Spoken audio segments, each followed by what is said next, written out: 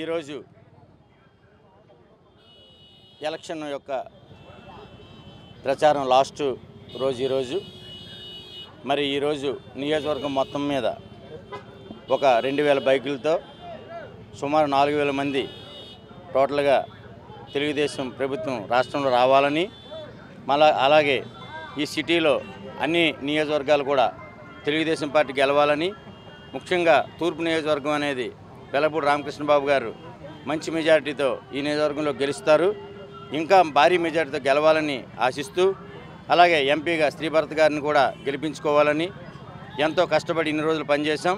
మరి ఈరోజు ప్రచారం లాస్ట్ రోజు కావడం వల్ల ఈరోజు ఇంకా భారీ ఎత్తున ప్రచారం చేసి ప్రతి గడప గడపకు తెలియాలి. ఎందుకంటే తటస్థులు చాలామంది ఉన్నారు. అందరూ ఈ ఎలక్షన్లో ఓటు వేయడానికి దయచేసి బయటికి రండి. ఎందుకంటే ఇప్పటివరకు 5 సంవత్సరాలు ఏదైతే పరిపాలన మనం చూసామో ఆ పరిపాలనకు ఈరోజు ఇది మెమరాండం. ఎందుకంటే ఈరోజు తెలుగుదేశం ప్రభుత్వం మీద ఎన్నో ఆశలు ఉన్నాయి ప్రజలకు.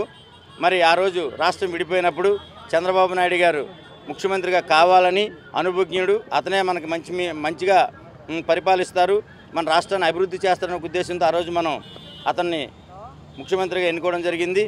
మరి అలాంటి పరిస్థితుల్లో ఒకసారి ఛాన్స్ ఇస్తే బాగుంటుందని చెప్పి జగన్మోహన్ రెడ్డి గారి మధ్యలో రావడం జరిగింది. మరి ఆ రోజు చంద్రబాబు నాయుడు గారు వేసిన ఏదైతే అభివృద్ధి ఫలాలు ఏవైతే ఉన్నాయో ఈ 5 సంవత్సరాలు మనం పొందలేకపోయాం. ఎందుకంటే ఈ గవర్నమెంట్ తాలూకా సిస్టమ్ అనేది వేరే విధంగా ఉండింది. మరి ఈరోజు రాష్ట్రానికి ఒక రాజధాని లేదనుకుంటే చాలా సిగ్గుచేటు. మరి అలాంటి రాజధానిని ఈరోజు మనం నెలకొల్పుకోవాలన్నా, ఈరోజు నిరుద్యోగ యువతకు ఉద్యోగాలు రావాలన్నా, ఈరోజు ఆంధ్రప్రదేశ్లో మౌలిక వసతులు అన్నీ కూడా సర్వనాశనం అయిపోయాయి.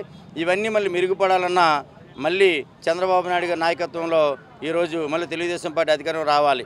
మరి ఇలాంటి పరిస్థితుల్లో మరి ప్రజలందరూ ఒక్కసారి ఆలోచించి, ఎందుకంటే విజయం అనేది ఎలా ఉండాలి అంటే భారీగా ఉండాలి. చంద్రబాబు నాయుడు గారికి నైతిక స్థైర్యాన్ని మనం ఇవ్వాలి.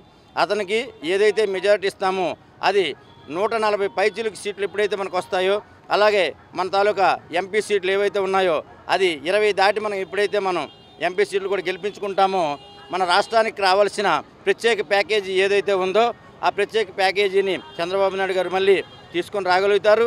మరి అదే కాకుండా పోలవరం కూడా మధ్యలో ఆ రోజు చంద్రబాబు నాయుడు గారు ఎక్కడి వరకైతే ప్రారంభించి ఆయన ఎక్కడి వరకైతే స్టాప్ చేశారో అక్కడ అలాగే ఉంది తప్ప ఒక్క ఇటుకు కూడా అందులో పేర్చలేదు.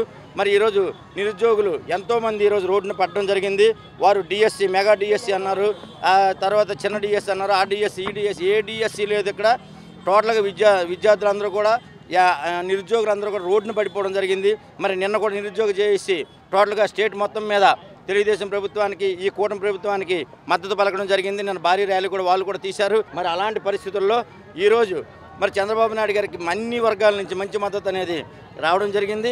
మరి చంద్రబాబు నాయుడు గారు ముఖ్యమంత్రి అయితే ఏం జరుగుతుందో మనం ప్రత్యేకించి చూడక్కర్లేదు. 14 సంవత్సరాలు ఆయన ఈ రాష్ట్రాన్ని, ఈరోజు ఉమ్మడి ఆంధ్రప్రదేశ్ని కానీ అలాగే విడిపోయిన ఆంధ్రప్రదేశ్ని కానీ ఎంత బాగా పరిపాలించారో మనకందరికీ తెలుసు. మరి ఉద్యోగులందరూ కూడా వాళ్ళు ఎంత అన్యాయం చేశారో మీకు తెలుసు. ఈరోజు వాళ్ళు చెప్పుకుంటున్నట్టు పెన్షన్ ఏదైతే ఉందో చంద్రబాబు నాయుడు గారు ఆ రోజు 200 నుంచి 2000 ఎట్ ఏ టైం చేయడం జరిగింది. 200 నుంచి 1000 రూపాయలు, ఆ 1000 రూపాయల నుంచి 2000 రూపాయలు చేశారు ఆయన ఆ 5 సంవత్సరాల్లోనే.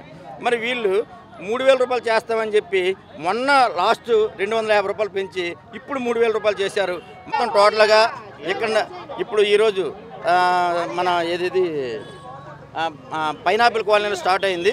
పైనాపిల్ కాలనీ నుంచి మన దారపాలెం నుంచి కృష్ణాపురం, రామకృష్ణాపురం, అలాగే పెదగదిలి, చిన్నగదిలి, హనుమంతవాక, మద్దిలపాలెం, అలాగే ఆర్టీసీ కాంప్లెక్స్, అలాగే సిరిపురం జంక్షన్, చిన్నవాల్టేరు, పెదవాల్టేరు, అలాగే జాలారిపేటలు, అలాగే ఎంబీపీ కాలనీ, అలాగే రవీంద్ర నగరు, అలాగే తోటగరువు, ఆర్లోవలో ఇది ముగిస్తాం.